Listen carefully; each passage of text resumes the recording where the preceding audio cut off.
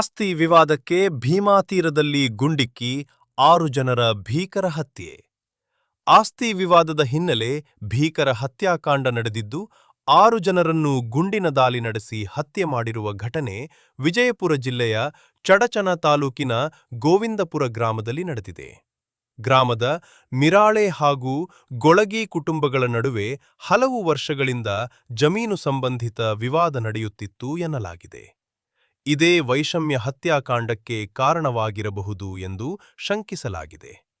ಹತ್ಯೆಯಾದವರಲ್ಲಿ ರೇವಣಸಿದ್ದಪ್ಪ ನಿರಾಳೆ, ದುಂಡಪ್ಪ ರೇವಣಸಿದ್ದಪ್ಪ ನಿರಾಳೆ, ಶಿವಪುತ್ರ ರೇವಣಸಿದ್ದಪ್ಪ ನಿರಾಳೆ, ಚಂದ್ರಶೇಖರ ನಿರಾಳೆ, ಶಬ್ಬೀರ್ ನದಾಫ್ ಸೇರಿದಂತೆ ಒಟ್ಟು 6 ಜನರು ಮೃತಪಟ್ಟಿದ್ದಾರೆ ಎಂದು ತಿಳಿದುಬಂದಿದೆ.